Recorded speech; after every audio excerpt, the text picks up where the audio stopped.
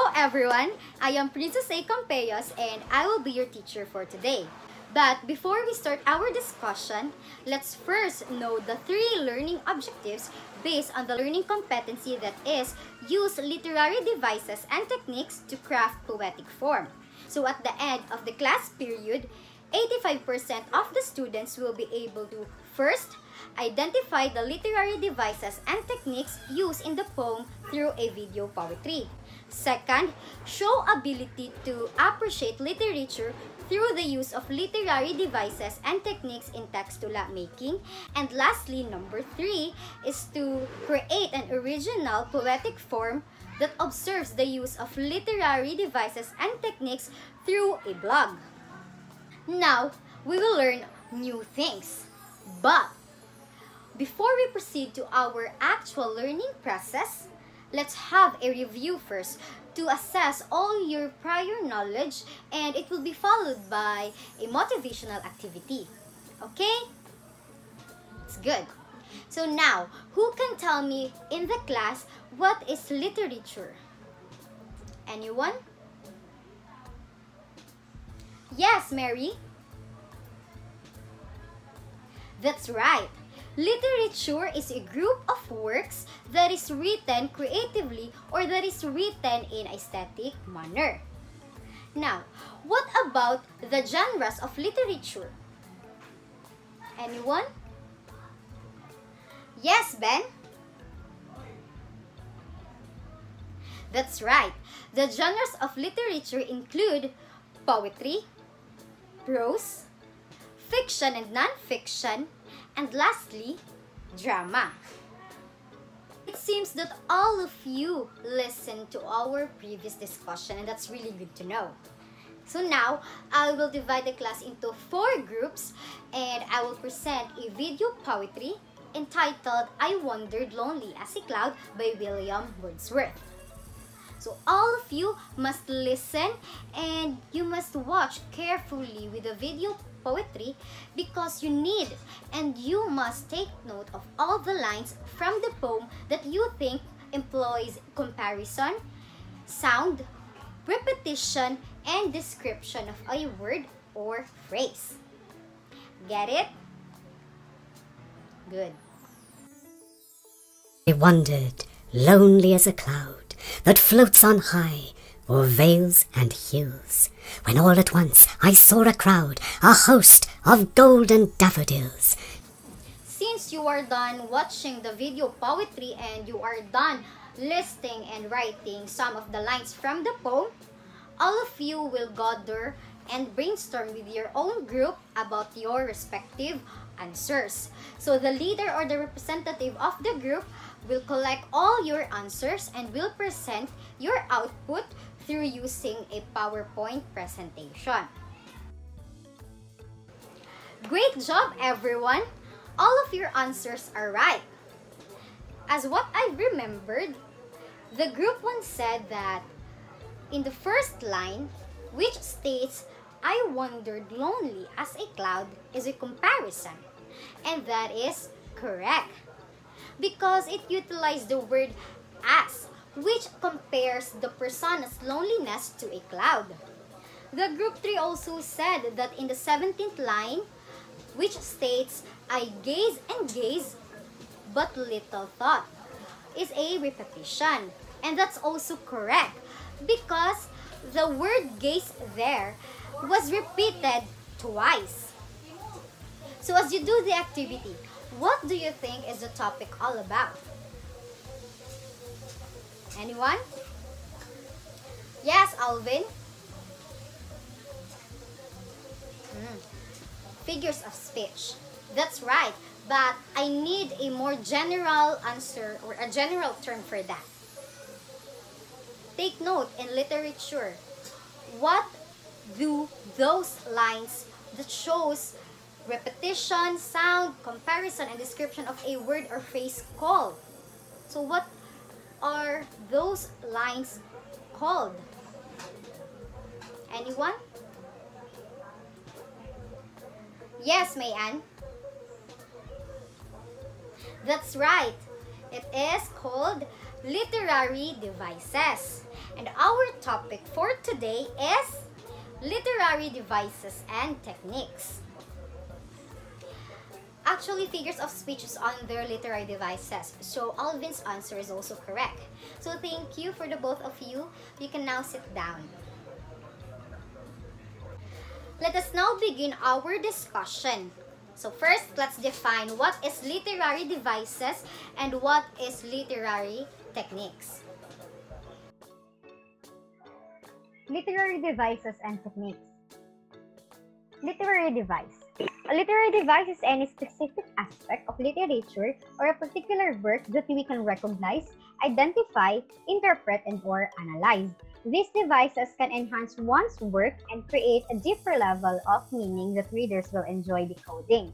So basically, literary device is a tool used by the writer or author to hint a larger theme, idea, or message in a story or in a literary piece. For instance, the author could use simile or metaphor to compare two things in his poem, or he could also use onomatopoeia to emphasize sound in his poem. Literary technique, on the other hand, is specific, deliberative constructions of language which an author uses to convey meaning. An author's use of a literary technique usually occurs with a single word or phrase or a particular group of words or phrases at one single point in a text. So, literary technique is the way or the style of the writer or author when he or she creates his poem or poetic form. For instance, the author could use the word as and like to indicate that the line of the poem is comparing two things. And he could also use any object or thing to symbolize an idea or thought, or to give symbolism of a concept like death or revenge. So literary device and literary technique coexist and correlates with each other. Therefore, it cannot be separated when we craft a poetic form or when we create poems or poetry. So there are different literary devices and techniques we can use when we are writing poem. These include alliteration, allegory, metaphor, simile, personification, onomatopoeia, symbolism, and the like. Since we are done discussing literary devices and techniques with corresponding examples, I would like to ask somebody from the class, what is literary device and technique? Yes, Angel? Correct. Thank you. You may now sit down. Now, who can tell me what is the importance of using literary device and technique when crafting a poetic form or creating a poem? Anyone? Yes, Dave.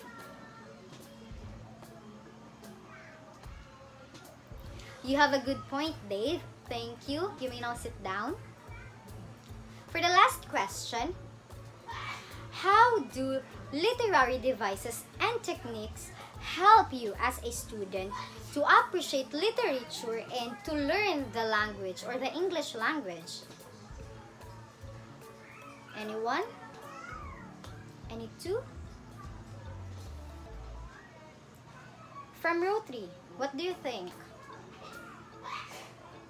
Oh, yes, Amy.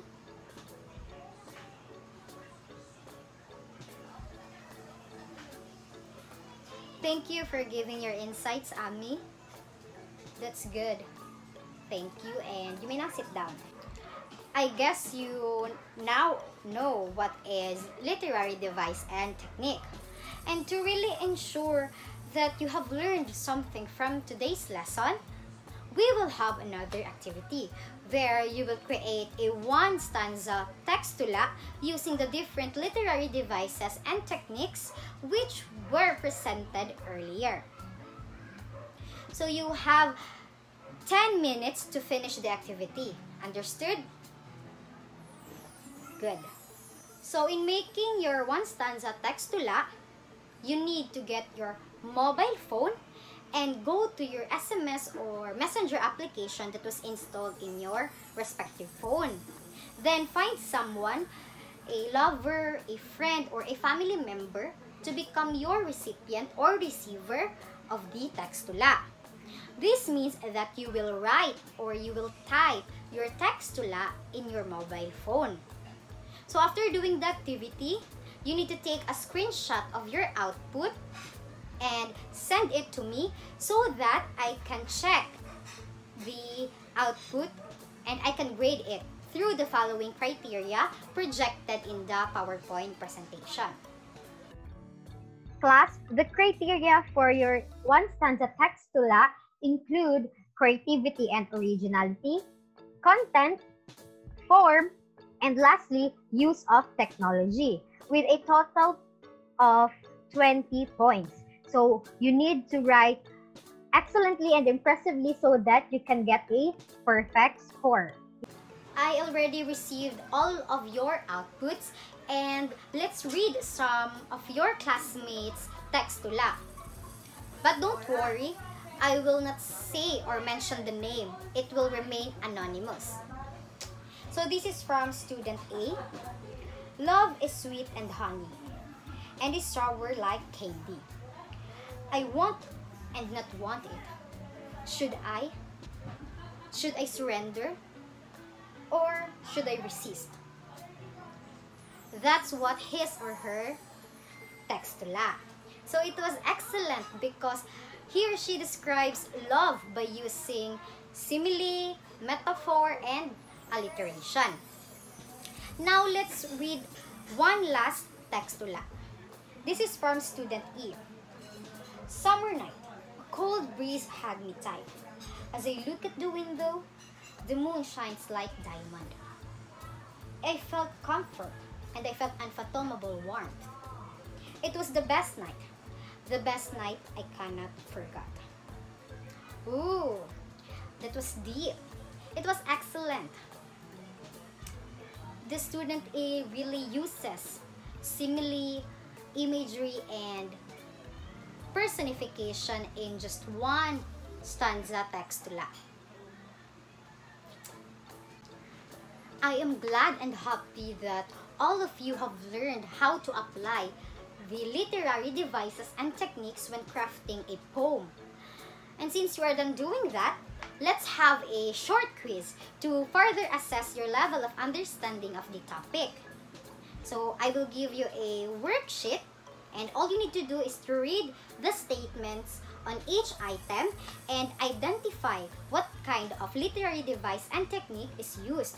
Write your answers on the space provided in the worksheet. Understood?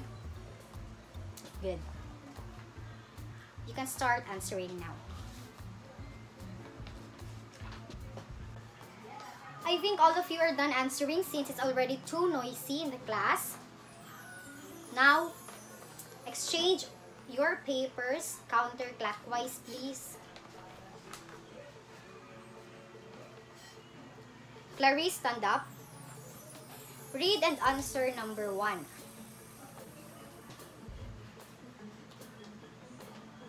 Correct. The answer is onomatopoeia. Ellen, number 2. Correct. The answer is simile. Beth. Correct. The answer is personification. What about this side? Let's have Belen. Yes. Stand up. Correct. The answer is imagery. Let's have from row 5. Yes, John. Stand up. Yes, correct. The answer is oxymoron. Now let's have Denise. Yes, you. Correct. The answer for number 6 is imagery. Again. Let's have Monjera. Stand up. Correct. The answer is metaphor. Now, let's have from row 4. You, Norhania. Yes, number 8, please. Correct. The answer is symbolism. Now, in this side, Desi Jane, please stand up and read number 9. So the answer is correct. The answer is alliteration. So for the last number, let's have Shaira. Yes. Stand up, please.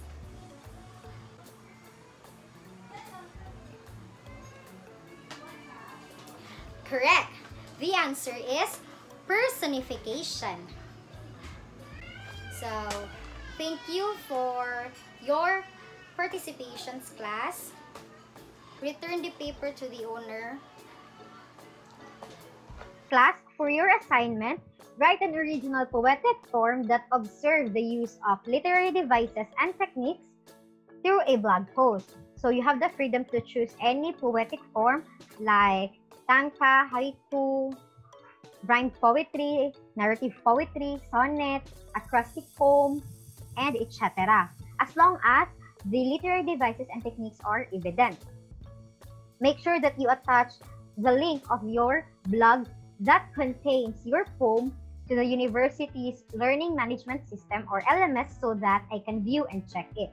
The deadline of your assignment will be on Friday, March 12, 2021, and it will be graded through the following criteria: creativity and originality, content and form, organization, and lastly, evidence of blog post. So the points of the assignment is 40 points. So you need to write creatively and excellently so that you can get a perfect score. I think that ends our class, and thank you for listening, everyone. I hope you really learned something about literary devices and techniques.